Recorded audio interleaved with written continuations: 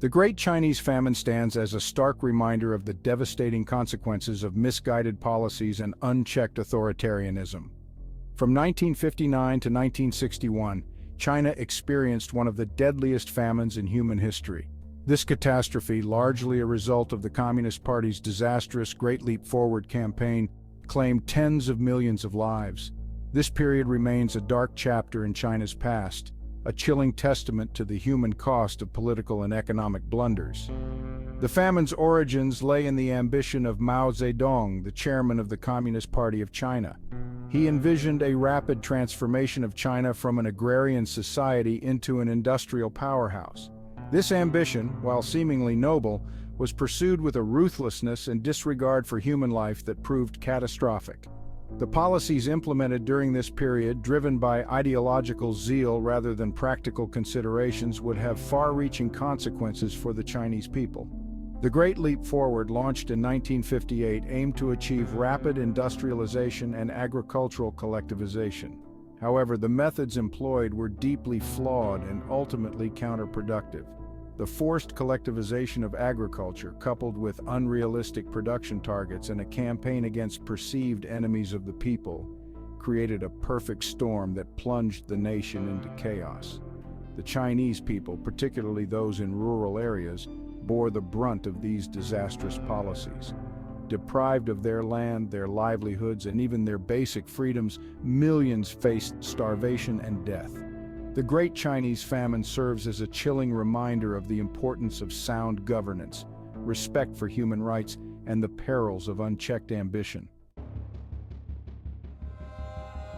The Great Leap Forward, launched by Mao Zedong in 1958, was an ambitious campaign aimed at rapidly transforming China into a modern, industrialized communist society.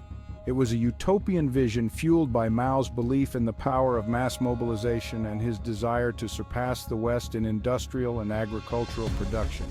However, the policies implemented during this period, marked by their radicalism and disregard for practical realities, would have disastrous consequences. One of the key tenets of the Great Leap Forward was the collectivization of agriculture. Private land ownership was abolished, and farmers were forced into large communal farms known as people's communes. This policy, intended to boost agricultural output, proved to be a catastrophic miscalculation. The forced collectivization disrupted traditional farming practices, eroded incentives for individual effort, and led to widespread resentment among the peasantry. Another disastrous policy was the implementation of unrealistic production targets for both industry and agriculture. Driven by Mao's belief that China could achieve superhuman levels of production, local officials were pressured to inflate their output figures to meet these unrealistic quotas. This led to widespread falsification of data, creating a false impression of success while masking the reality of declining agricultural production. The Great Leap Forward also saw a brutal campaign against perceived enemies of the people, including intellectuals, landowners, and anyone deemed critical of the Communist Party. This campaign, driven by paranoia and a desire to silence dissent, resulted in widespread persecution, imprisonment, and even execution. The Great Leap Forward, rather than propelling China forward, plunged the nation into an abyss of famine and despair.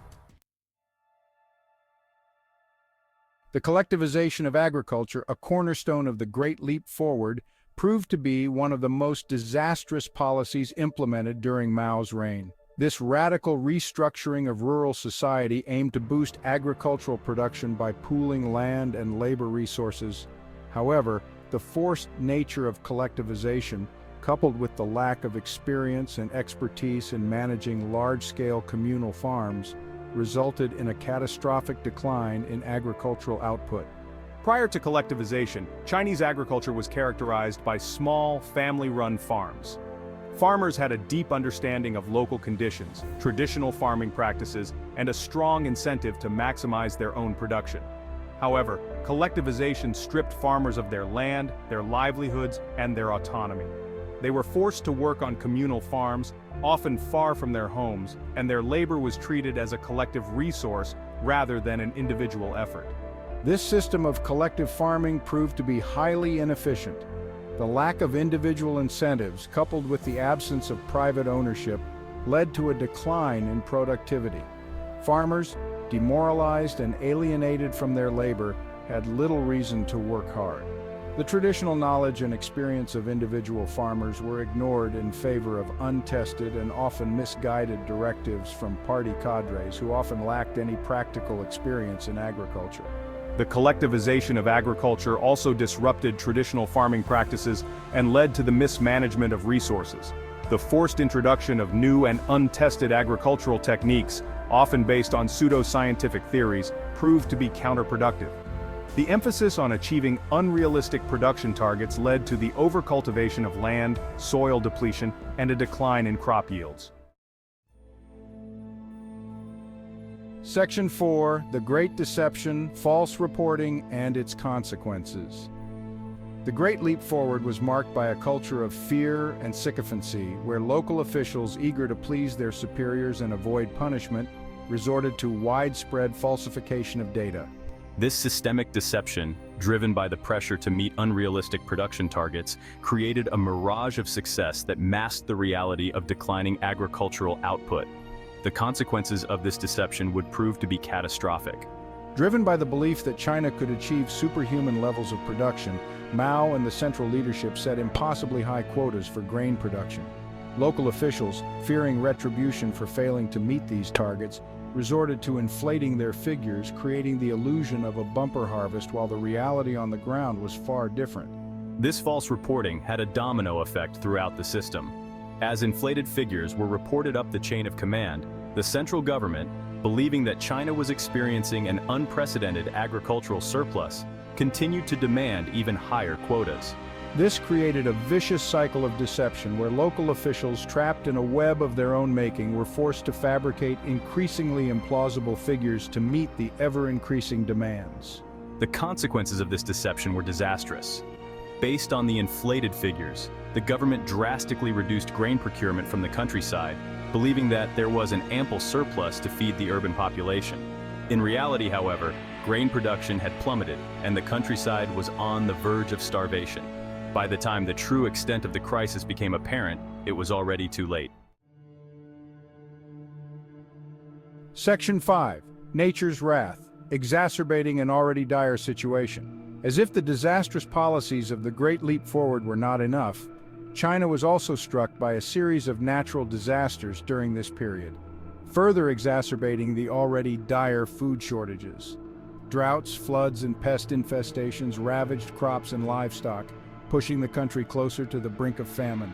The central and eastern provinces, traditionally the country's breadbasket, were particularly hard hit by these natural calamities.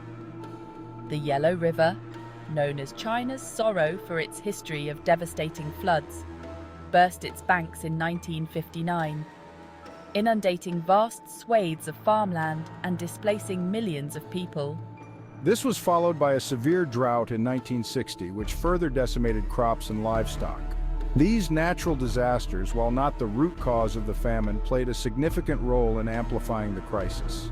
The already depleted grain reserves, a result of the government's misguided procurement policies based on false reporting, were further strained by the need to provide relief to disaster-stricken areas. The combination of natural disasters and man-made policies created a perfect storm that plunged China into the abyss of famine. The country's ability to cope with these challenges was severely hampered by the chaos and dysfunction that characterized the Great Leap Forward. The government's response to these crises was slow, inadequate, and often counterproductive, further compounding the suffering of the Chinese people.